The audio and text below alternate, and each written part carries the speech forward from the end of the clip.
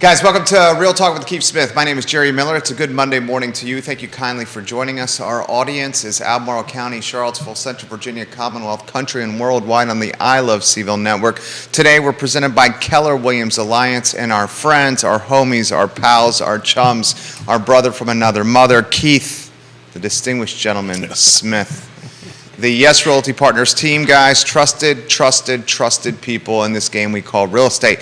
Today's program is jam-packed with data for you. We're going to look at the week that was, take a sneak peek at the remainder of the year as we kind of get the fundamentals in place for springboarding into 2023. You, the viewer and listener, can join us with discussion, comments, questions, concerns by putting them in the feed, and we will relay them live on air. The comments are already coming in. It's going to be a lively discussion.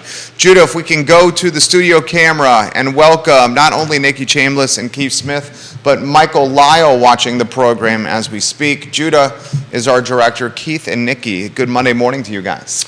Good morning. Yes. Morning. Happy Morning. Monday, y'all. It's great to have you guys. Happy bleeping Monday. You had a fiery weekend there, Keith Smith, with a bike ride and some deals on the closing table. Well, we're not quite done. We're in negotiating stages on a couple of deals, and snuck in a 100-kilometer race on the other side of the mountain. The fall festival, which was absolutely gorgeous. Got to see a couple of 4 bald eagles. Whoa! Also saw a bunch of vultures following me, but I'm not really sure what that was all The about. vultures were following Keith. I love how he's like snuck in, like that's a small thing or something. Yeah, well, particularly the last 6 to 10 miles, which was all uphill against 15 miles per hour wind. The vultures were going, just stop. Just stop. Yonna Smith is in Europe, in Austria as we speak. Mrs. Smith is in Austria as we speak, not too far from Cassidy.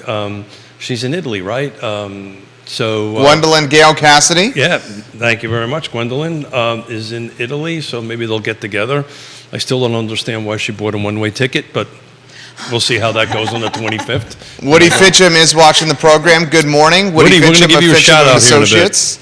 Give him the shout out, and then we'll go to Nikki Chambless, Keith Smith. Yeah, so a little bit later, Woody and I have been talking over the weekend and texting some data stuff for next Monday, which is I'm excited about. Yes. But for the 3 people who don't know you, please introduce 3 people who don't know me, all 3 of you. I am Nikki Chambless. I am team leader and CEO at Keller Williams Alliance. I've been doing this part of the real estate gig for a little over a year and have been in real estate for, 5 and a half. I don't know what month it is.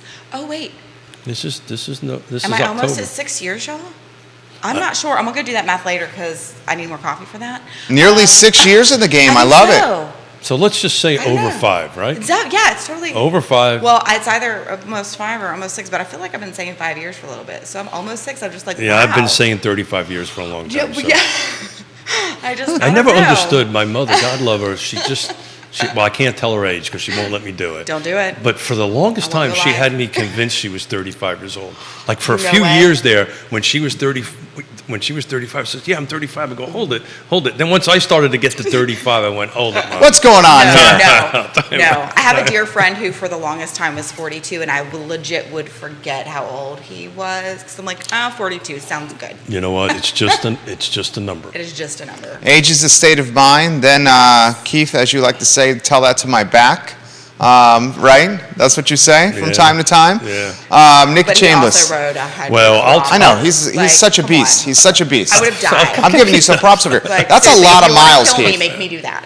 Well, yeah, but when you have people like that are 10 years older than you, just like buzzing past you, where you're going up the hill, like, okay. So you look at them like I look at you. Really? Oh, No, not I'm like, bad, oh my huh? God. No, that's a good thing, right? I think No. Seriously, that would do me in. It gives you a goal to go after. It gives you a goal to go after. So look, shout out to Woody, right? It's not ready for prime time. He's going to dig into a little bit more on Monday, but we've been having this discussion, he and I, because he's looking at the back end of the numbers. I'm geeking out on numbers. Are we starting to make this shift to this pivot from seller's market to buyer's market, right? And we were having the conversation. I look at DOMs, absorption, but he gave a little statistic, and I'll save it for next next Monday, but he's tracking now the seller concessions, right? So, again, just It's a great stat to track, Woody. it's a great stat to track on that end of it, and I didn't even think of doing that because the couple of deals I'm working on this weekend, both of them were seller concessions, full home inspection, full septic inspection, no multiple offers, somewhat like it used to be back that way. But apparently, the last couple of years, seller concessions, depending on the jurisdiction, was in the single percentage line. Now some jurisdictions are getting close to 30%. So that's a big difference. But we'll let him tear into that next Monday. But, I think, and we'll jump into what Nikki thinks, but it feels like there's this shift going on from a seller's to a buyer's market. I don't think we're officially there yet, but are you starting to see that in your office? So I hadn't thought of it quite that far of a shift. I feel more like the pre-COVID similarity, right? Uh-huh. Nothing's ever going to be quite that same thing, but that's more of what it feels like is pre-COVID life a little more. But I think you're right. It might even be a little leaning toward the other way. I definitely want to gather more data and take a look at the numbers before I commit on that one. Yeah, it's just a feeling. It just feels like that because the buyers that I was working with, I've been working with them for a year and a half. Oh man! Right. But they finally have. There were no other offers. There was no other offers. They finally got what they wanted. Had the conversation. Now, let me rephrase that. Yeah. Mr. Smith has not finished negotiating yet. Yes. So I don't want to jump the gun. That's one of your strengths, though. I don't know that I want to ask that. It's one of my strengths, but if Yonna's watching overseas, I'm going to get a text. Right? Reel it in, honey. Reel it in, big boy. Yeah. But you had a good weekend. Yeah, I mean, Oh it was a up-tempo weekend. I don't think I've Two offers? Yeah. Multiple showings, 2 offers. I mean, that's something. On the table. Especially in this market. Have not seen it. Yeah, well, so those who watch the show regularly know sometimes on Monday I do week over weeks. And, just throw it out there. We talked about it last week, but this week, ending today, 7 days back, car footprint, we only have 79 homes that came on the market in 1 week, and 56 went off. So I just arbitrarily picked a few months for the same week. So just to put it in perspective, in April for the same week, 127 homes came on the market, 101 went off. May, another 127 homes the same week. Another 101 went off, I apologize. Yeah, April and May were the same amount, which was interesting for the same week.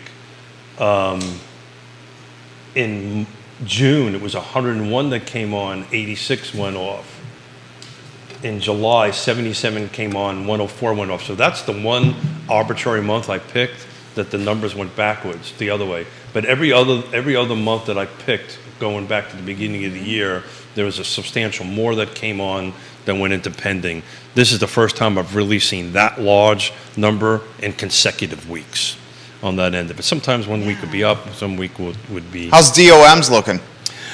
So I haven't had a chance to look into that. We can do that a little bit live. But one of the things that we're starting to do now, right, Jerry, on the show is if anybody out there wants to throw a case study at us, let us tear into them, and we can take a look at it and help somebody through a decision. You guys need some guidance, some counseling, put it in the feed. We'll relay it live on air. MJ Arquette, welcome to the program. We love when you watch the show, MJ. Kimberly Dorfman giving Nikki Chambless some props over here.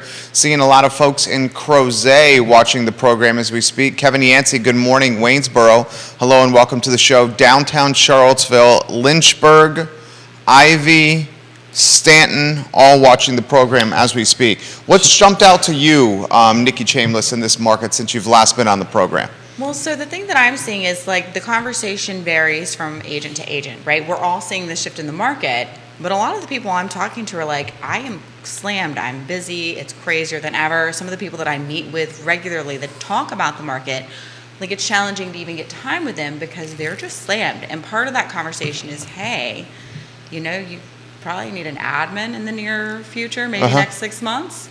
And with those people, they're also watching to wait to see the shift. They're being very business minded to make sure that they can support that as the market does shift, right? So there's a lot of people who are quite busy and slammed. The whole multiple offer situation, like Keith mentioned before, that is slowing down some. There are still multiple offers on various listings, and on others there are not, right? So we're definitely seeing that shift. Excuse me. Keep going. Yeah, so that's definitely a thing that is happening. That is what I'm seeing, especially, gosh, has it been a couple of weeks since I've been here, I think? Yeah. It's definitely that, hey, it's slowing down, but a lot of people that I'm talking to that are working real estate, they're quite happily busy. Yeah? And not doing busy work, right? They're the buyers are finally getting some houses. So are you under seeing them contract. busier on the listing side or the buying side? It's both for Really? the people that I've spoken to in the last week that I'm thinking of. Yeah. Now, these are people who are running their business in a way that this does not surprise me at all. Got it. These are people who are doing the things they need to do. They're putting in the work. They're focusing on the 20% that's going to make the biggest difference in their business and for their clients, right? And that really makes a big difference. I love it. Keith, what do you think? So I just took a quick look at last 7 days sold. So that number 68. Median, this is the full car footprint. Median days on market 7. But the average was 31. And when that delta starts getting wide like that, that's starting to tell me that we're starting to creep up. And Woody and I had a discussion yesterday because I follow DOMs real closely, and he was giving me some other matrix to follow. One in particular is the seller concession. So it's starting to creep back up. I've always felt in our jurisdiction, in our area, in our footprint, when we start hitting the 45, 55, 60 days, that's kind of when the official pendulum is going to swing over. So we're starting to get there a little bit. And I also think, and Nikki, chime in if with your conversations with your agents, I did also 2 listing presentations this weekend. Yonna, please come home. Man, you've been on fire, Keith. You've been on fire. I got a list from Mrs. Smith, to be fair. I love it. To be fair. But it was very interesting. Both conversations with these listing appointments were, we understand the market's not the same as it was 6 months ago. So what's your advice on the market? Come out priced correctly. And I think 6 months ago or 3 months ago, that may not have been that conversation. So I think the understanding of the market is starting to shift a little bit. Nikki, what do you think? I think the whole 30 days on market aspect is just still not even back to normal. So, I think that's a good thing. I think it's a needed thing. We've all been talking for 2 years about how the last 2.5 years has not been anything that is explainable other than COVID life, right? That this is not a thing we would have seen had that not happened. And for the good, bad, and the ugly that has come from that, really, we're getting back. Nothing like a good Western good, reference. Bad, and the ugly, yeah. So it's just one of those things where it's okay, 30 days on the market compared to the last 2.5 years, that seems honestly kind of crazy. It's oh my God, it's been on there for forever. But really, that's not even back to normal yet, right? So I just pulled up Albemarle County active. Yeah. Right, just for the heck of it. Yeah. No new construction, just see what's in there. Median days on market on the actives is 45. Okay. Average is 96. Okay. Now that's all price ranges. Yep. That's ranging from $171,000 all the way to hold on a second here, $45 million. Right. See, and I've got Charlottesville up. I love that. You put Yeah, Albemarle. I cool, pulled up Charlottesville cool. real quick. So if we picked a middle range of say between 400,000 and 800,000, just to pick a number here, let's see what that works out to be. So there's 57 homes, no new construction, 32 days, medium days on market. So we're starting to creep up there on that end of it. Yeah, definitely. What are you seeing? Well, just in the data that's in front of me, the Charlottesville area, when I'm searching for the days on market and I'm looking at the longest amount that's going to skew this data the most, right? There's a condo, actually there are 2 that have been on the market for over 1,200 days, right? So when we're picking that median and average, really, I think before we dive into next week, what I'd like to do is dig at some data really quick and be like, oh, let me take out some of the stuff is it relevant? Absolutely. But it's definitely skewing the data, and that makes it really challenging to have meaningful conversation around those numbers, right? But we obviously are seeing longer days on market. And truly, I think that's a good thing. I think the hardest part of that is for sellers to adjust, because for them, that feels very anxiety inducing, and it doesn't need to. And when you're talking to your sellers, you're prepping them, you're educating them, you're helping give them a better baseline. Yonna gives me forward. a script. I usually follow it. Okay, so Keith is doing exactly what Yonna told him to do, and that is awesome. I do that all the time. I support this 100%. So, questions coming in for Nikki. Yeah, what's going on? Grayson, welcome to the show, and he's confirmed it's north downtown. Jerry asked the valuation question for Nikki, and let's see her answer. Oh gosh, what are we talking about? Valuations, are they dropping? in north downtown. No, city of Charlottesville, Albemarle County, Central Virginia. He wants the whole car footprint. You don't want it too much, right? You just want it all. I get it. I relate. I'm that way too. We're talking short-term, day-to-day, which is often what comes up on the show. And usually I take the standpoint of, hey, let's go back and look at the big picture where we're looking at 2005 on, right? So when we have this conversation, usually I go back and I go out into outer space to view what we're looking at and say, hey, overall, the market is doing what it needs to do. Are valuations dropping? I don't have that data in front of me, but in some places, probably. In some places, it's going to have to. One of the recent conversations, and I don't know if this was pre the last show or not, it might have even been on the show, where we were talking about how Nelson County is being impacted by the shift in a very different way than the other areas that we work in and talk about. Right? I think you were talking Buckingham County. Well, no, Yeah. maybe it wasn't here, but I've had the conversation No, it around was Nelson. Buckingham. We had that conversation. So, yeah, but what I'm saying is there was also, whether it was in the show or not, Nelson County's been talked about. On this show, I know we talked about Buckingham. And there's just a difference. So it depends on what we're talking about. We're talking about downtown Charlottesville. I don't see how they can keep going up and not go down at some point, even without looking at the data, right? So let's just pretend I know nothing. Let's just look at the last 2.5 years and think about where we are. They can't keep going up so much. And technically, someone could say, yes, they can. If you want to play devil's advocate, which this would be a really weird place for you to play devil's advocate, you could be like, well, of course they can, and here's why. But I don't know. I feel like we're taking this pause, we're taking this breath. Even for the prices that do go up, I think there will be properties that don't, because people are going to be like, oh, maybe I don't want that now, that there's not all the competition, that maybe they're thinking about living a little further out. Everybody's reevaluating what they're doing. Their priorities are shifting. The hot areas are still hot, but it's not like a year ago, right? So I think that even with just a shift in some areas of the market, it's going to impact the market as a whole.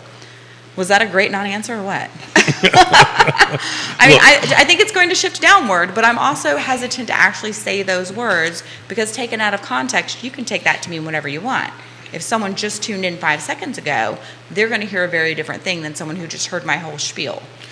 Yeah, so I'll be more direct here. I think the folks that bought at the peak of COVID are going to have a difficult time selling and recouping the money they put into a house over the next couple years. Oh, God, without a doubt. And I think that's what he's looking for. Correct. So if you bought in the last 2 years, you're not going to be selling anytime soon and walking away with money. But now, most people don't. An interesting situation, one of the contracts I'm working on this weekend, they were in the house for less than 2 years. Yeah. Which is the seller, of which I'm representing the buyer on that, which is unusual on that end of it. And we had to have a very direct conversation with the listing agent about value and list price and where the market is today versus where they bought it at that particular point in time. So I think they priced it right. One of the things we're going to protect our client with is going to have to appraise at full contract value. That's how I'm going to protect our client in that end of it. But look, if you bought within the last 2 years, most people, a high percentage of them, will stay in that home between 5 and 10 years. I think you're going to start seeing people staying in homes much longer than 10 years Yeah. at this point. So that percentages are going to catch up with you Yeah. eventually. The follow-up question is the investor who purchased during peak COVID. The investor who purchased during peak COVID is in a precarious position right now. He or she better bought in cash. Yeah, or seller financing. Well, why are they in a precarious situation, though? Are we talking about, because my thought is if you're holding a property, But most do not. Yeah, the investor why flips. do they not? Well, Most no, I mean, flippers flip. Yeah, But a flipper's an investor. I think over the last at least year, people have stepped back from, ooh, this is not the right market to buy to flip, except those people who are either really good at it or really have money to throw around and play with. So what you'll start seeing, because I'm already seeing it, is folks that bought prior to COVID, the beginning of COVID, they're probably going to get rid of their homes, right? Cash out and move on. Then it becomes a whole 1031 exchange problem, which we can have a whole different show about, because that means they're going to have to buy something else or pay the tax on it. But to Nikki's point, we only own one, but we're going to buy and hold it for the long haul on that end of it. Definitely. Paul McCarter not going up. Avenues Paul McCarter not going up and not going down are not the only options. Most places seem to be flat in price in the car footprint. Thanks, Paul.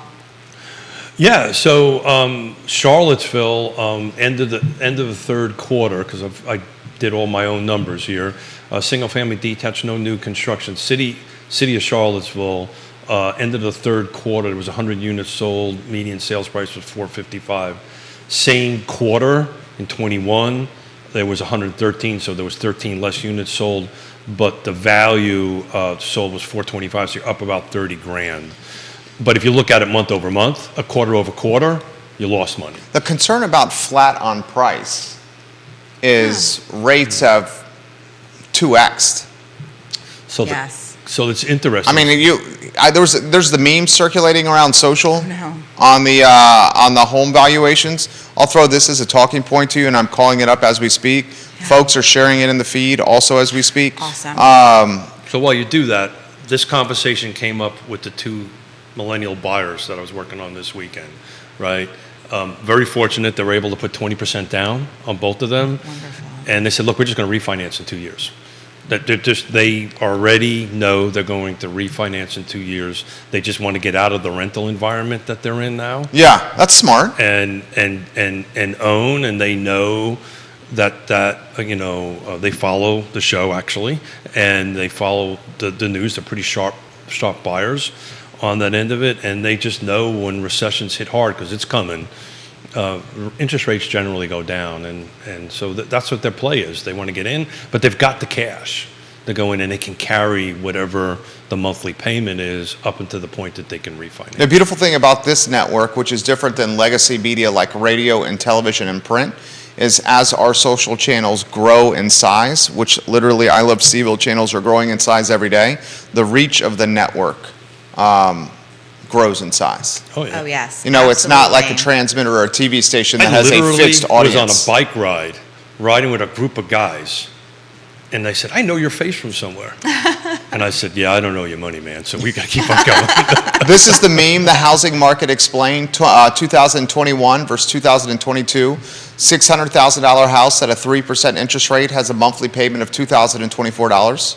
A $590,000 house, we're saying the house went down $10K in value, at a 7% interest rate, has $3,140 in monthly payment, which is roughly $1,100 more for a house that's $10,000 less in value.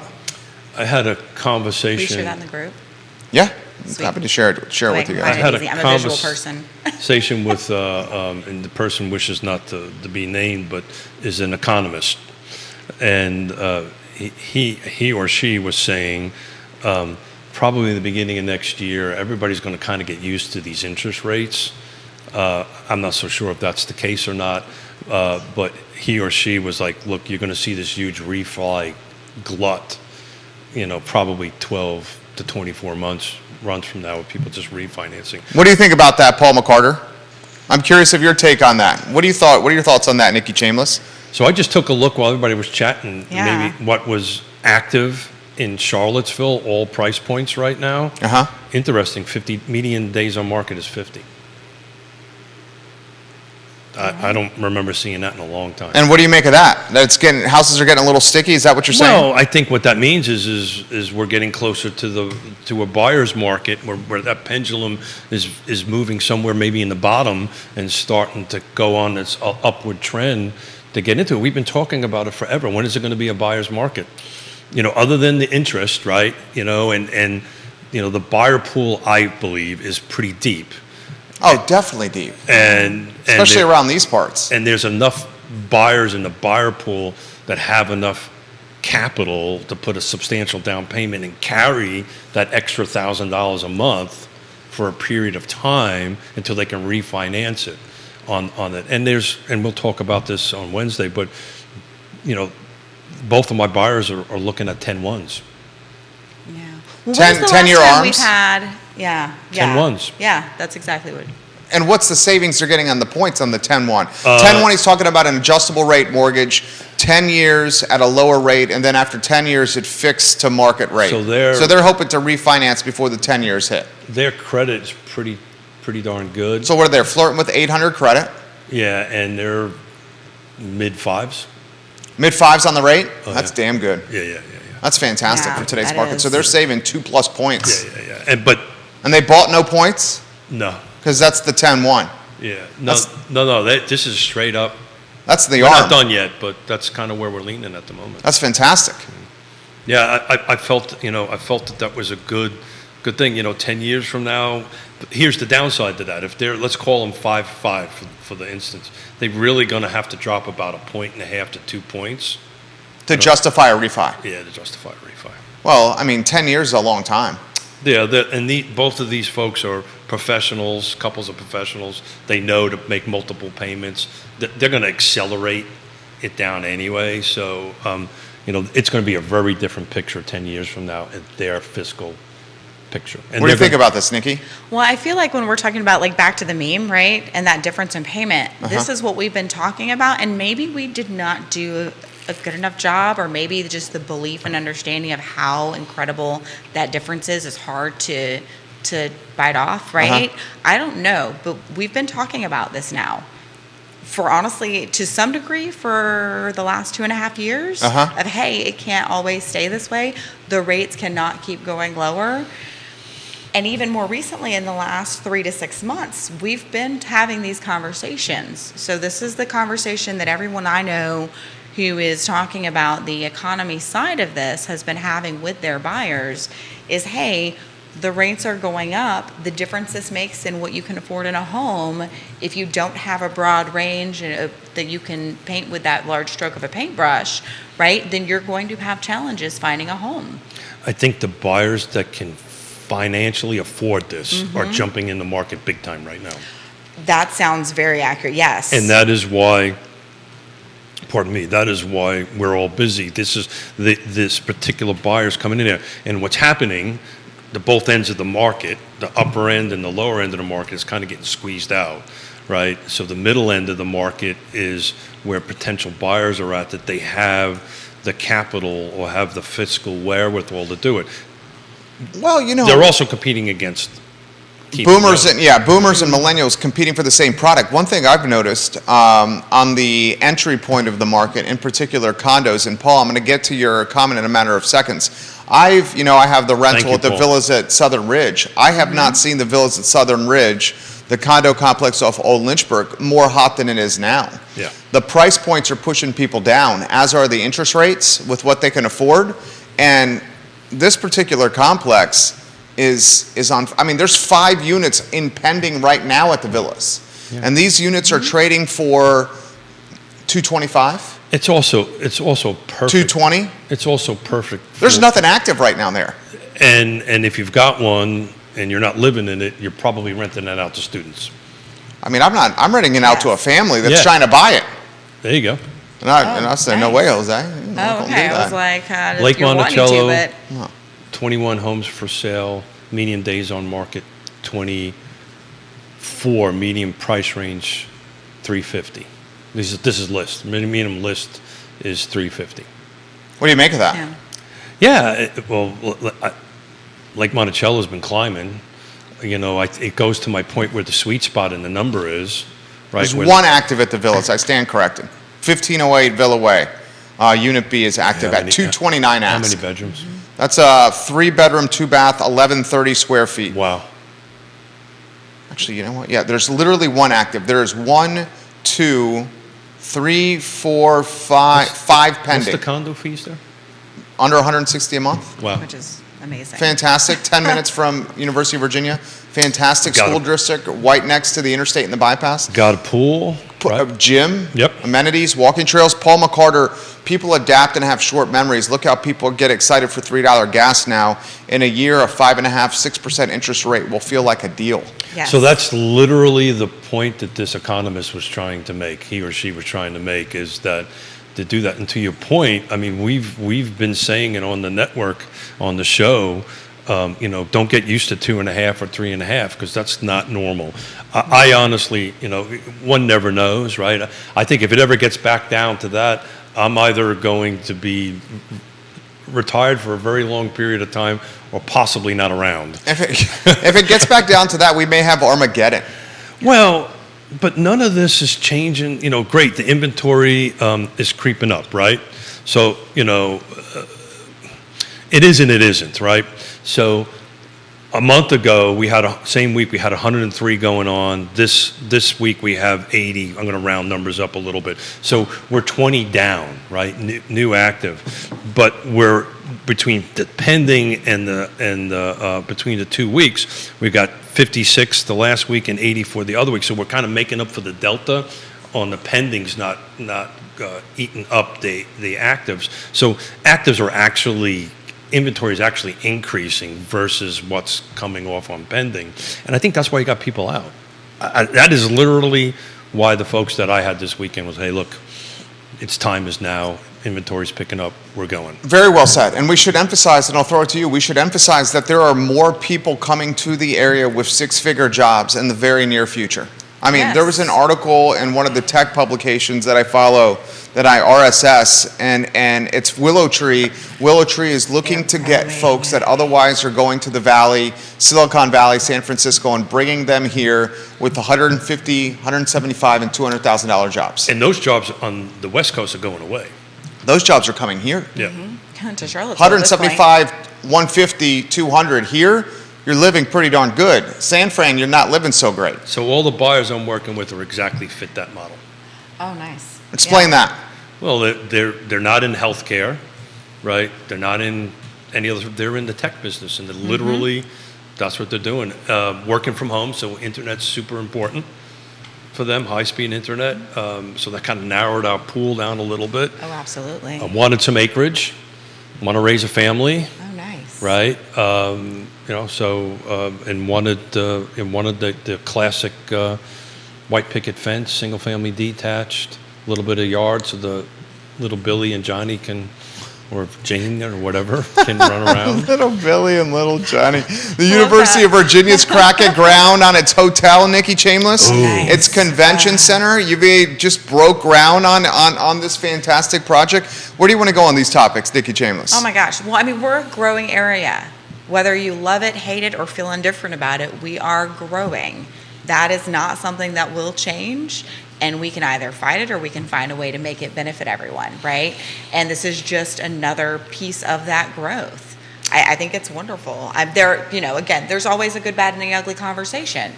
But I'm going to be here to, I'm just going to throw that out every chance I can now, Keith. I think it's better to see where we're moving and go, oh, you know what? I want to be part of that instead of fighting something. I want to be part of it and make it the best it can be instead of digging my heels in. I don't know. That's just me. So we're going to tackle on Friday because it's just going to be Batman and Robin. Love it. A little bit of ADU, auxiliary dwelling unit stuff. There was nice. Quentin Beckham shared an wait to article. I'm going to talk a little bit about the national cohort that I'm part of and how this works and how this can help. But what you're talking about is increasing inventory. And you can't have that conversation without having the NIMBY conversation on that end of it. That folks are going to fight that on the end of it. But you're 100% right. This hotel, and thank you for bringing that up, Jerry. This is huge. This is something we've lacked in our area for quite some time is a decent conference center, Yeah, convention center. convention center. Yeah. There we go. I was trying to figure out the word you said. We do this as Keller Williams and Yes Realty Partners on regional stuff. We're always looking for places to go that can handle 100 to 200 people. And, there isn't that many spaces around Charlottesville that can handle that, which again, that's going to put a ton of pressure on hotels, which are already over a ton of pressure on it. It's going to bring a lot of people into our area, which is people are going to stay. $130.5 million project on the Ivy corridor, Emmett Street, Ivy Road. This is a pretty spectacular project, and I have to emphasize this. When you're building a $130.5 million project, convention center, They got a plan. hotel, you not only have a plan, but you're going to be hiring people to manage this plan. And these people that the University of Virginia is going to hire, 214 rooms, views of the rotunda, 25,000 square feet of convention and conference space for folks to choose from. You have six-figure jobs that are new to the area coming here to manage this property. Absolutely. Six-figure jobs. So let's take that to a different perspective. Where is the $20 an hour service person that's going to be working there live? Now, in UVA's, Not in Charlottesville or Albemarle County. well, to give UVA credit, it is trying to do something with this 1,500 affordable housing units. Yes. I think we're a long way out before anything actually happens on that. I think that, I know that hotel will be built, done, finished long before anything is built, done, and finished as far as their housing projects are the gonna the affordable housing is a decade away. 8 to 10 years is the speculation. Neil's watching. He'll correct us on this. How long, Neil? The two projects that are past the RFQ. You're talking north of town So there's in the Dirty Nellies area. correct. So one is over in Fontaine, Right? And Dirty the Nellies area. The other's right across. Help me out. The hotel on West Main Street. Residence Inn? No, the Draftsman. Okay. Right across from the Draftsman it's a UVA parcel that's going to be so those are two. They're going to be rentals on it. Look, that you're 100% right. So what the process on that is pretty, and Neil will chime in, but the process is pretty simple. They have an RFQ, request for qualifications. They're going to go to an RFP now, which is proposals. Those are going to come in. They're going to sift through them. That's going to take months to get through it. They're going to pick a partner or two partners to go through it. And oh, by the way, it all has to get rezoned because it's all now owned by the foundation, UVA Foundation. So then it has to go through a rezoning process. And that could take quite a bit of time, years. Then they got to build it. So you're not too far off. I think conservatively about 6 years from now, 5 or 6 years from now, realistically probably closer to 6 to 8 years. Neil, per staff report, under CVille current ordinance, UVA Conference Center will not pay TOT tax, transient occupancy tax.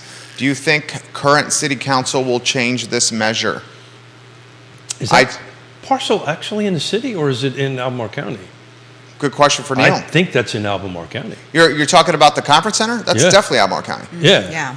Well, Emmett Street, Ivy Corridor, that's a weird, the line gets really weird there on where it is. I don't think city council is going to make them pay taxes here. Has city council... But I think it's in Albemarle though. Has city council held them accountable? I mean, the speculation was the payment in lieu of taxes that Michael Payne proposed. I haven't seen any movement on that, have you? Yeah, so let's assume, well, it doesn't really matter which jurisdiction's in. Let's just call it Albemarle County because that's where I think it is. They're going to pay property taxes on it because it's the foundation that owns it, not the university.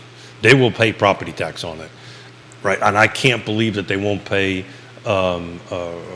room tax or hotel fees on it because it's owned by the foundation. It's not owned by the university. He's going to chime in here. Nikki, your thoughts on any of this? So I'm not sure because I'm like, well, I don't know what they are. The foundation is a nonprofit, right? And I don't know how that relates to what taxes are required or what exemptions exist. So this is an area that I am not quite as knowledgeable in. So the simple version of that is the University of Virginia is a state institution, right? Mm-hmm. So therefore it doesn't pay taxes. Yes. The foundation pays taxes right, on property taxes and so forth and so on. Yes. So regardless if it's for-profit or non-profit, so But the land business trust, side- the land trust, for instance, pays property taxes. But a and stuff nonprofit like does that. have a lot of exemptions as in a Yeah, general that's rule. a federal level. It's not a Okay, not on the so local. not on a local level? Not on a local level. Okay.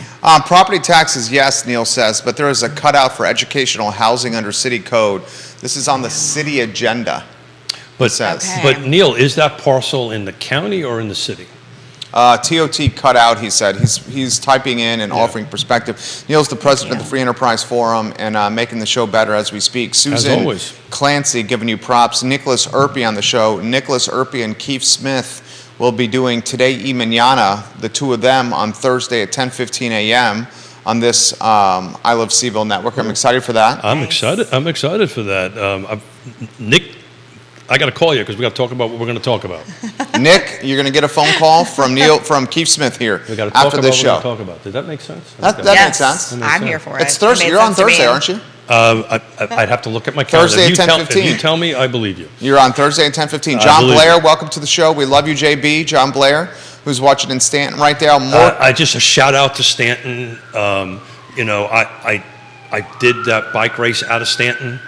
It was 100 kilometers. It was absolutely well put together. It was organized well. It was absolutely gorgeous. Hats off to those guys put an excellent race together. Stacy's watching the program, and she says, you guys have emphasized this often on the show, Jerry and Keith, but please ask Nikki this question.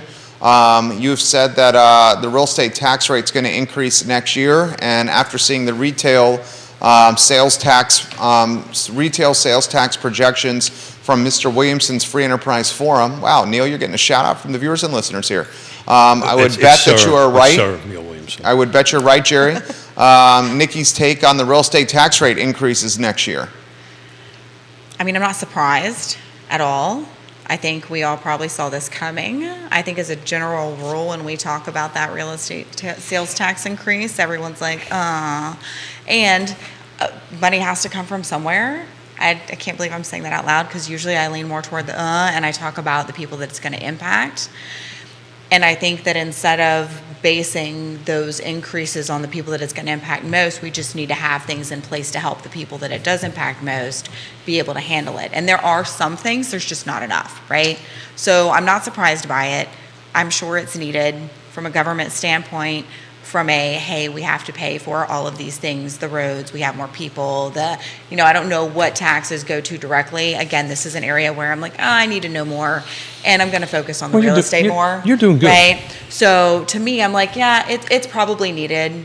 I'm not a fan for paying more out of my personal budget or anyone paying more out of their personal budget than they have to, right? I think that's a really, if I can keep as much of my money, I think I'm going to do really well with that. And I want our city and counties to function well. So there has to be a balance and a give and take there. Maybe there are better ways to do that in the future. And that's part of going back to earlier where I'm like, hey, we are changing, we are growing. Let's be part of making that great and be what we want it to be and work well and be very future minded while also enjoying the wonderful city we have now. So to me, that all ties in together. So, good. Yeah, that's a pretty straightforward approach on it. Look, most folks do not know this, but county budgets are from June to June, right? June to July. That's right. I've heard you say that before. Yes. They don't go like our budgets Yeah. from January to January and all that stuff. So they already have their budgets set to mid-2023. So this is really a 2023-2024 environment, and Jerry's 100% right. What we're going to be, in my opinion, in the throes of a recession middle of next year. I happen to think we're in one right now. But we're going to really be in one where everybody's going to say we're in one. And that's going to put a bunch of pressure, to Jerry's point, on budgets. Budgets are going to start climbing, right? And then, they have to, like, with the Fed moving rates, everything's going to be more expensive. Construction, people are asking for raises, so the budget's going to have to get increased. People are spending less at restaurants and less at shops. That means the jurisdiction has less money to use. So if they have to find new sources of revenue Charlottesville in particular is pretty fixed with what it can do with real estate. It's not like we can construct more real estate in a 10.2 square mile landlocked city. So they're going to raise the real estate tax rate. As they raise the real estate tax rate, the real estate's going to be more expensive to own. And then you have nonprofits like the Land Trust. I'm knocking on their door already for money for that budget cycle, right? Yeah. To help people because Just gave a 12% raise to transportation. Yeah. Charlottesville Albemarle Transport just got a 12% raise. So Neil will, Teachers are looking for raises. Neil will And that's correct. all needed. Yeah, I mean, it's needed, but But where does it come from? Well, I mean, it's going to come from people that own houses. Again, it pushes not necessarily the upper end of it out, but it'll definitely puts a lot of pressure on the lower end. So which, as you guys were speaking, Jerry, we're going to put on our November, December agendas for one of our shows to make sure people understand long before they get their tax bill. That's a great idea. What their options are. I'm talking about their Nice, real estate yes. property because the window is so freaking narrow from the time that they receive it that they can contest it. So at least we can help them as agents to contest it. And I generally get phone calls every year around that time of the year to say, hey, my house just went up $150,000. Is that true? Right. So there's a portion of it that you can contest, or you can. There's a tax abatement program. You have to fill out a tax abatement application, which you can find online. Structures must be at least 25 years old. Total assessments cannot exceed $506,000. Depends on the jurisdiction, though. Each jurisdiction is a little bit different. City of Charlottesville, those are the criteria. Yep. Google it. You got to get ahead of this now, because a lot of folks were surprised when this hit. And to your point, the window is narrow. Oh my God! It's like 30 days, if I remember correctly. Yeah. You only have about 30 days to appeal. That's the word I'm looking for. To appeal, you can't appeal the budget.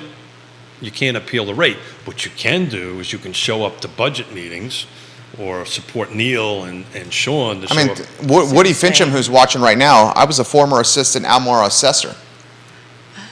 I mean, I get it. this guy's like I didn't realize that. the man. I know. I was like, ooh. He makes bring me that bow. up next He makes me week, bow in too. front of him. I don't understand why. He's a smart dude. Yeah. Woody, you are a smart dude. I'm responding to that. You are a smart dude. So he knows what's up. Yeah.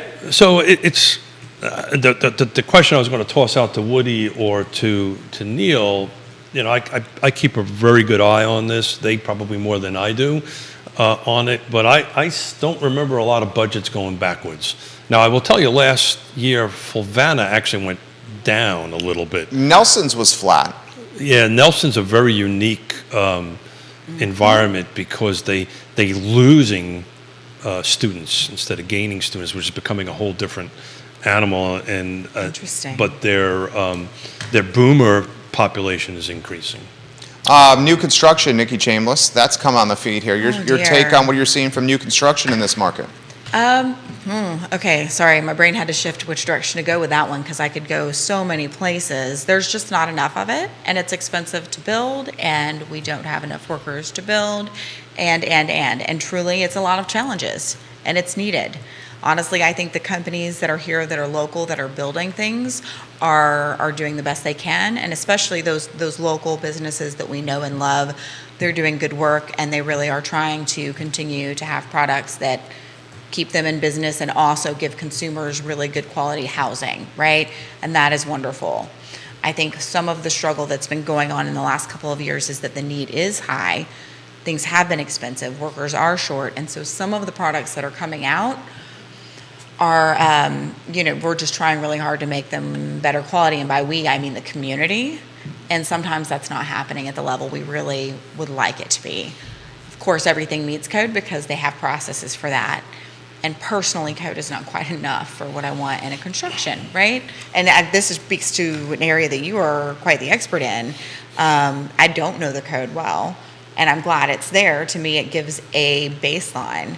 But most builders don't just build as that being the final say of, hey, this is code. It got the sticker of approval. You talking about building code? Yeah. Yeah. Because, you hear stories here or there where it's like, ooh, obviously they were in a rush job for that, and this is not great, and it's my house, and I'll figure it out later. As a rule, in our area, most builders build above the minimum. Yes. The minimum code. That's But where I was trying to stay. I just took a look at active new construction in Albemarle County. There's only 19 Yes. available at the moment, and that's ranging from a list from a low of 575 up to a high of 2.5 million. You're in MLS, right? I'm in MLS. I don't know are they all in there as a general No, rule? no, Okay, no. see, It that's what I was depends on gonna the say. subdivision on that so much. But an interesting, as you were chatting, I was just looking at the difference that there are way more attached product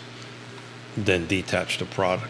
A lot of those north of town. Yes. 24. Yes, you're right. Yeah, I think and we need more houses, and we only have so much land, so It's to not do that much lower. It's starting at 369, and Is that north of town? I have to look into it here for a second. But Yeah. probably north of town, and highest That's North Point, isn't it? 460. Yep, hang on one second. I will tell you because I got a map here. That I mean, can it's look. Nice. a reflection of the dirt being so expensive. Yes.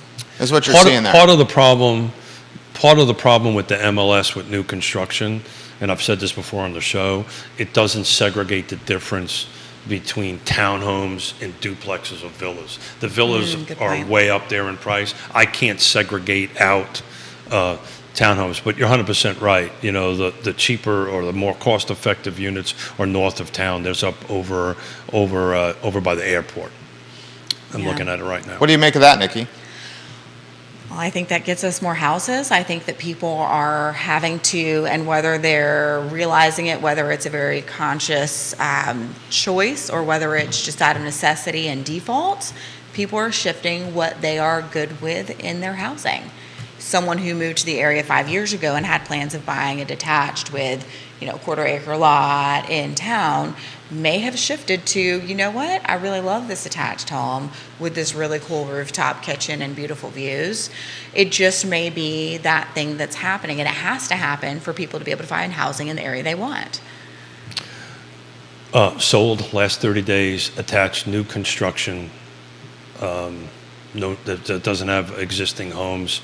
Only 15 attached sold. This is actually closed in the last 30 days. The days on market are 0, but that's not the way new construction works. Median sales price was $463. Now again, this takes into consideration actual attached townhomes and duplexes on that end of it. Amy Hughes, welcome to the show. The associate broker of Avenue, watching the program. Yeah. Amy, I hope you're doing well. Concerns. Go ahead. Congratulations on her associate broker licensing too. Yeah, associate She took broker her of class Avenue. this year. Yeah. I've known her when she was an executive with Comcast. What was that, 10, 15 years ago, Amy? You're crushing it. Congratulations on your success. Your concerns on softness in the market is coming on the feed, Nikki.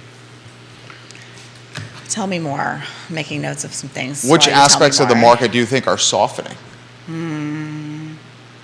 Compared to Well, I was, this time last year, maybe. yeah, I'm thinking. Sorry, my brain isn't shifting quickly because the first thought is some of the outlying areas, right? Like we talked about the Nelson and Buckingham. If we're speaking areas, if we're talking about type of housing, I don't know for sure, but I've been wondering. This has been marinating in the back of my mind. I'm wondering how some of those homes.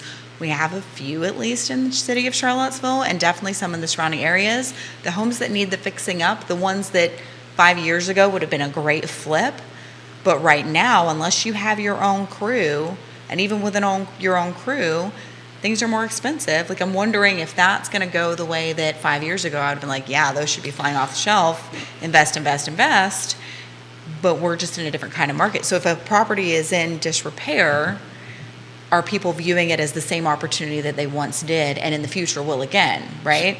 So, not that this weekend was indicative of the overall market, but it was interesting because the two buyers that I was helping this weekend on it, they did not want to buy something that they had to put, a little coat of paint or something like that. That's one thing, but to do substantial amount of renovation got taken right off of their list. Absolutely. Immediately off their list. So ultimately, we're ending putting offers on homes that are meeting right location, price, features, and conditions. Yes.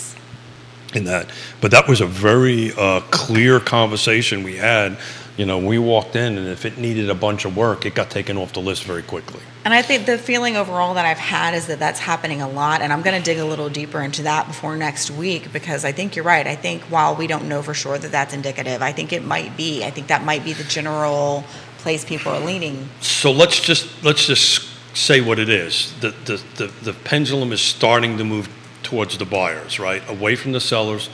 I'll say it. It's moving away from the sellers a little bit towards the buyer. It matters on the right location, which side of the street, yada, yada, yada.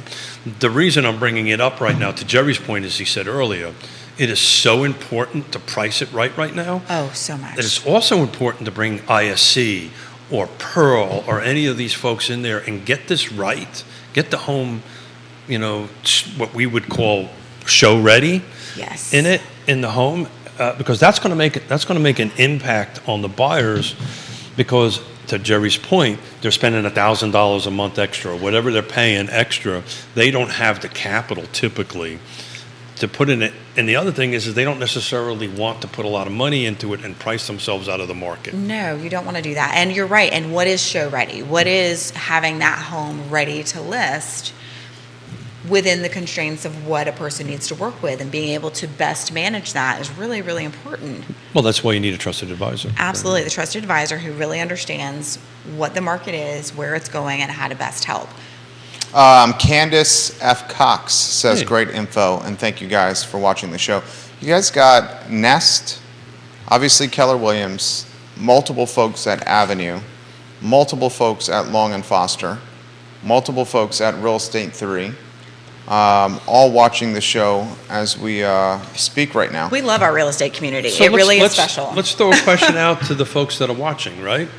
Right. We've been talking about what we think is the market transitioning. I wonder what our fellow real estate agents and professionals are seeing out there, if they can chime in. 2 home inspectors. You got an appraiser watching the program right here. Photographer, a good one. Want to give him some props? Probably the best out there. Mr. Harrop is out there watching us, and makes a difference. Back to having it show ready. Again, I just spent a lot of time this weekend with these 2 buyers, and one of their, back to the photography and how important it is, one of their things is if the pictures did not represent what's there on the ground, it got taken off. We turned around and walked out within 5 to 7 seconds. Folks, not wasting time. That's smart. They go ahead and do that. So it's important to hire a good photographer and represent the home correctly. You know what? And I love the times where the bad photography has been such a benefit to my buyers, and they pass through, like they've got my app, right, that's branded to me, and they're looking at all these houses and going, ooh, not that one, not that one. And I'm like, oh, wait, actually, so I've seen these homes, these pictures do not represent it. Or even if I haven't, a lot of times you can look and go, these pictures may not represent this home. Maybe let's add this to the list and take a look and see what it really looks like. And if these pictures don't represent it, you might be finding a great deal, is a stretch of the word. I don't want to say that and misrepresent the situation, but you might find a gem that is being misrepresented by bad photography, right? The term deal is subjective. It totally is, yes. So there's so much to be had there, and having good photography is so important. Kelsey says, is there a portion of the Central Virginia market that you guys like for folks looking for a first-time home buyer like our family? It depends. If she's comfortable, a price range, because that will make a difference. It really does. On the where, and I'm assuming single-family detached is what they're probably looking for. So depending on the price range, that's the reason I watch Lake Monticello so much, right? But if they're not interested in a homeowners association of some sort, it narrows the list down substantially, right? Because like these 2 buyers that I was working with did not want to have anything to do with an HOA, right? Up to $450,000, and we're looking anywhere. Payment is our number 1 focus point with interest rates where they're at. Yeah. Okay. So depending on what they're trying to hit, we might want to walk that number back. My husband works at the University of Virginia, but we understand we may have to drive. I'm able to work from home, and we have 2 kids. Got it. Okay, so what kind of internet does she need? What kind of quality of life? What kind of things are they hoping the kids to be involved in the next 7 to 10 years, right? Because that's how long you want to plan to be in that home. You got, Kelsey, a handful of homes to Keefe's point, under 400K at the Lake Monticello as we speak. That's assuming they want a homeowners association. It seemed like she was okay with that, though. We raised our children there, and it was great because there was pool and the lake and so forth. It's a really neat community, isn't it? Yes. Yeah. Woody responds to Kelsey saying Louisa and Augusta will be the best spots for more affordable options for Kelsey. Thank you, Woody, for chiming in. So I would agree with Woody. Again, if you want a little bit of land around you, the other side of the mountain is probably the best. Greene County, we've been talking about this rubber band kind of changing from a big circle to somewhat of a pear shape, which is including Nelson, Fluvanna, Louisa, Greene County, and then poking up to where I was this weekend, which is Augusta County in that end of it. So that's where that pear shape is. So again, to Nikki's point, probably the first question we want to answer is a little bit about lifestyle, how do they want to live? And that might fit us into a better picture. If it's pure dollar amount, I probably would be looking at something a little less than the number that she was tossing out to keep that monthly payment a little bit where I think they may want to be at with the potential of refinancing out. So that's Greene, the other side of the hill. Nelson is kind of expensive, right? Nelson is in the 4 and the 5 range, but that'll work on the end of it. And then the lake, of course. She says, my husband understands he's going to have to drive even up to half an hour to get to work. He's fine with that. We're looking for a backyard for our kids, which is important. And we understand that the market is changing, and we think the market could potentially become more expensive next year. Do you agree with that take? Wow. Is the market going to be more expensive next year? The answer is yes, but not. Depends on the where, right? I think you're going to see some markets. We talked about possibly Buckingham. There's going to be some of the outer lying markets that might recede a little bit in value, but where you want to be within that half an hour drive, I think this area will grow in the like a single digits, kind of low single digits percentages year over year. The days of the 20%, 12%, whatever the heck they were, I think is gone for a while. Could be more expensive if the rates keep going up. Well, I'm assuming more are. expensive was the purchase price, so maybe I made a wrong assumption there. I think she means monthly payment. Oh. Yeah. So the answer to that is... yeah, I mean, if she's driving yes to all, right? if she's driving half an hour and the rates go up, and then they also have the fuel going up, that means that monthly budget's going to be more expensive. I assume we were talking about purchasing.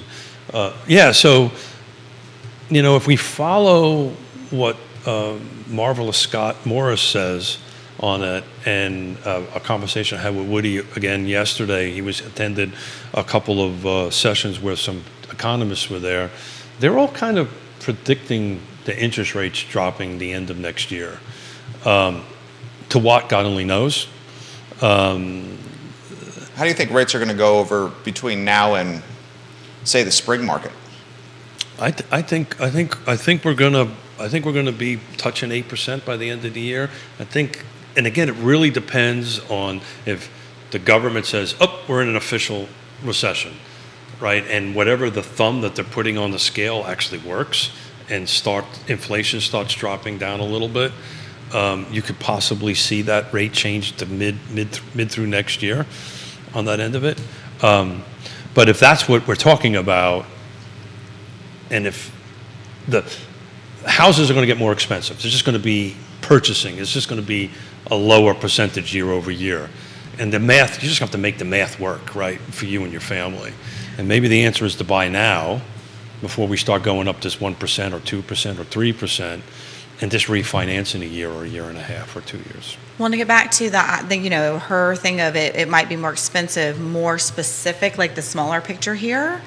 Honestly, Kelsey, that's your best take in any situation. You want to just assume that things will be more expensive. And I get that sounds like common sense, but I think it's always smart to just say it again out loud sometimes it's good to hear yourself say it again. Hey, let's work within a certain budget. Let's assume things are going to become more expensive. And if it doesn't, that's awesome. That's great. You've got some padding. You've got some money you can save for a bonus vacation or for that investment property or whatever it is. But when you're just looking at that personal budget, just assume it's going to be more expensive. And if you're wrong, you're safe, because if you go the other way and you don't assume it's going to be more expensive and it is, you're screwed, and nobody wants that.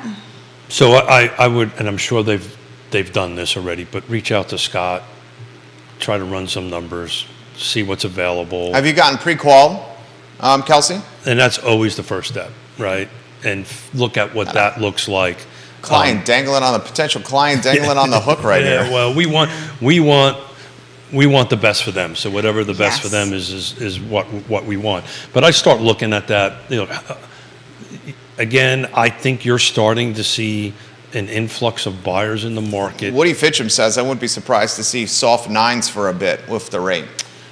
There was a dear friend of mine who... Man, that would have an impact on things, a 9% I do not have my cheat sheet with me, but I can't remember the last time it was in 9s. It had to have been, sometime after we bought in 87, because it was 18 and it started dropping a little bit at that point. They have gotten pre-qualified, Kelsey and her family. Good. Nice. Good. So they are ready to rock and roll here. Yeah, so what, and I'm sure she's doing this. I always suggest, and I'm making a plug for Realtor.com. I'll say it. I prefer it over Zillow or some of the other search engines. It's a great way to take a look at it. They connects directly to our MLS, so as homes come on and off the market or change, you get notifications within seconds of that. Sometimes that works on Zillow, sometimes it doesn't. But it's directly connected into our MLS. So I would start looking at that, and then hire a trusted advisor to help you out. Do you want to add to that? And then I got more comments from her here on the feed. I think she's doing everything she's supposed to be doing. And it's just a matter the fact that she's pre-qual beforehand is fantastic. It's now a must. And it's amazing how sometimes you have the initial conversation. So are you pre-qualified? I just want to look for it. No, we need to go through that process first. Because what we don't want to do is waste time. No, what I don't want you to do is fall in love with something and find out you can't buy it. Yeah. Right. So that's the real emotional portion of it. So, find out what you qualify for. You're getting what you want with the case study here for Keith. Well, yeah. Does he think the Lake Monticello, she says, will hold values, or is he nervous, as he said on previous shows, that the values have flattened or even dropped at Lake Monticello? He highlighted last week on the program how there was an extended period of time of the houses not appreciating and even dropping in value. Well, that was the time of great unpleasantness, but I may have... She listens to the show. I know that, but I thought I said... because I don't have them with me. Lake Monticello was the only one that appreciated quarter over quarter. Flavanna, the county, decreased quarter over quarter. That's good news for you there, Kelsey. Yeah, so there you go, I missed the table. Lake Monticello, that's what happens when you put bourbon in your coffee. You're about to close the deal here. Yeah, so Lake Monticello was the only research that I did, and that was I think 2 or 3 Mondays ago we did that actually appreciated over by over. And I actually have the slides on my computer, so I will give them. Do you want me to talk while you look it up? Sure, please do. Okay, because I was going to say, just for the general consumers out there, I think that whole pre-qual part is very important. And at the point you're really going to start actively looking at homes, your realtor is probably going to tell you this, and that's really wonderful. But bump that up to a pre-approval. And then also, especially when we're having rates potentially increasing, at points where we're, checking day to day to see what things are, right? You want to make sure you're in great communication with your lender. And you want to make sure you have an idea of, okay, if this rate increases, what does that look like for what I want to pay for a home? Because that makes it, like the meme you talked about earlier, that makes a big difference in your payment. And going back to Kelsey's conversation around that budget and things becoming more expensive, you want to make sure you know what your range is based on the interest rate, so that when you're looking at homes, you can make those decisions when you need to, and just be able to get that home. I don't know if your slides are up yet. I'm good. You want me to I'm pause? good. No, go ahead. All right. I just was like, The last time there was 9%. Neil just shared the 30-year mortgage chart. You know when that was, guys? Thank you, Neil. When do you think that was? What do you think, Nikki? What do you think that was? I have no concept, honestly, because I've been in for that whole 6 years time frame. Like, I hear people talk about 18%, and that feels very much like going up the mountain to school, and I'm making it a mountain, not a hill, and snow both ways. That's how those high Why, you rates didn't feel do that? to me. No, I was in Florida. It didn't snow. If it got below 50, I was freezing. So Keith, what's your guess? I want to say early 90s, but I may be way off Boom. base. There you go. Oh, 91. nice. Yeah. Nicely done. I think early 90s. I was Very even nicely in done. high Look at that. school Smith then, I'm can just remember saying. something. Every That was once in a while. nice. 9.25% the last time. 1991. 1990. And I'm not cheating, by the way. I know you're not. I know you're not. This would be hard to find. 1990, 10.13%. 89, 10.3. 88, 10.34. And then you had, to your point, Keith, 81, 82, 16 and change. So we were at 18% in 86, 87. 86, the average on the 30-year was 10 and change. But the reason we were so high, we were young, Yeah. right? I owned our own business. We didn't have a job for 2 You were years. self-employed. Did you have credit? Nah, Right? right? Well, and was it needed, though, to buy a house? No, it was needed. I don't back know. then. That's why I'm Yeah, asking. it was needed, but we were just newly married, right out of the Marine Corps with a little baby, all that stuff. Our credit was not what it is today. Yeah. Neil, Woody says to Kelsey and to Keith, so we got the case study that you wanted. Happened a little later in the show, but you got the case study that you wanted here. Yeah, thanks, Kelsey. We can You're tackle the it on Wednesday. Woody says Lake Monticello, had a lot of bad ones when the recession happened. Many bad loans were made. Sure. The foreclosures hurt the lake big time. Yep. Loans are tighter this time around. It would take a major economic crash to change that. Lake Monticello is a strong and solid market right now, Kelsey. So I'll add numbers to it because I pulled up the slides from whatever show we did that. So this is Fulvana County, single-family detached, 2022, quarter over quarter. So I started first quarter, second quarter, third quarter. This is no new construction and excludes Lake Monticello. So first quarter, the median sales price was $345. Second quarter was $354. This is Fulvana County. Third quarter, ending of the third quarter, median sales price was $375. So it went down by negative $21,000 from second to third quarter. Lake Monticello, on the other hand, same data, 2022, quarter over quarter, beginning of the year. First quarter was $305, second was $302, third quarter was $335. So Lake Monticello, between second and third quarter, went up $13,000 on that end. That's of it. good knowledge, Keith Smith. So Lake Monticello is gaining in value. The reality of it is it's built out. There's no more new houses going to be added in Lake Monticello. It's the price point that she's looking for. That makes sense on that end of it. And then it's just like anything else. Then you have to find something that checks the rest of the boxes, right? I mean, with 2 kids, you're probably looking for potentially a 4-bedroom. There's a ton of 3-bedrooms. I'm looking at the MLS right now. You got a gorgeous 4-bedroom on a road, Riverside Drive. I know, and I've been there since '87. Yeah, 23. But it's really funny about and Woody I don't know how long Woody's lived there. 2,300 square feet, 4-bedroom, 2-bath, 2.5 bath, asking $370 right now. But I've been there. I built 600 houses around that area, and including that, and been there since '87. There's roads I've never been on. So Did you name them? I did not name them. I named my subdivision roads, though. This There's particular a story house behind that. is gorgeous. Needs to happen sometime. And it's empty. The seller has clearly moved out of the house, which tells me you have some negotiation potential. It's getting a little long in the tooth, approaching 30 days on market over here. 19 Riverside Drive, Kelsey. So that's not long outside in the tooth, gates. though.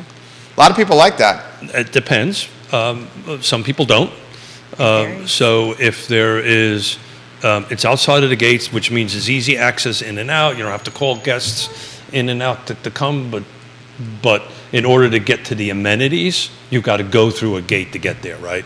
So Riverside, there's a Riverside gate. You just pop out of that, go right into Jefferson Drive, and actually you're close to the marina and the main beach over that way. I love it. Backyard, fenced in. Forest can't get out. Jerry, you want a house? I'm good where I am. I'm just trying to help her Did get you- something. did you I'm in for just- your did you next just investment. I'm just saying. Reference my dog. Yeah. Forrest likes to scoot on out of the. Has he gotten out I just thought yet? he meant No, but I have my philosophy on solving that's very different than Yonna's. I overfeed him so he gets a little chubby. So he can't jump. Woody's been there 5 years, Keith. 5 years. Yeah. Yeah. Yeah. So Oh, I what, mean at Lake Monticello? At Lake Monticello, yeah. Okay, nice. That's the first place I lived. So that in price Virginia point here. you're looking at, there's quite a few. There's about a half a dozen. Yeah, 8 or 9. Yeah, that are well. Yeah, Some of them are new construction. No, I've took took all new those. out? I took all those out. On that end of it. You're a big fan of that one too. Candace says, I love Lake Monticello, and thank you, Keith, for this information. Yeah. Good luck. If we can help in any way, please reach out. There you go. Nikki, what are your thoughts on 11:30? Fantastic I know. program. Which things? All the things. How about some guidance and some thoughts to everybody that's watching? Oh gosh. Okay. So one of the things that I would like to share, because it's come up in conversation several times in the last week, is be really careful to not take news about the broader picture as to be accurate for our area. We talk about this quite often on the show. When you're looking at these markets and what's happening in real estate, you really want to zoom in on what's happening in our area if you're looking to buy a house or wanting to know what's happening for us. Is the bigger picture conversation important? Absolutely, but it's not necessarily a reflection of what we're experiencing here. So I've had a lot of those conversations with agents in the last week of, hey, my clients are concerned about this, and this, and learning how to be able to better help these customers and clients out there. Realize that our market is different. And if you want to know some of those things, keep watching the show, watch some of the past shows for sure. Ask somebody, talk to Reach a out to a realtor, trusted right? advisor. Definitely have that trusted advisor. It's like politics, right? Jerry, what's politics? All politics is local. Yeah. Okay. I was like, I don't know where this is going, Yeah. but I'm here for it. All politics is local, and that local matters. And Yes. we've coined the term hyper-local markets. So one side of the street to the other side. We just talked about Lake Monticello for a while, right? Some parts of Lake Monticello are valued a little different than the other side, but it's 4,500 lots. Some sections are priced a little bit different than others on that end of it, so knowing the where is very important. Waterfront versus not, Sure. right? Yeah. Sure. I love it. What do you got planned for Wednesday?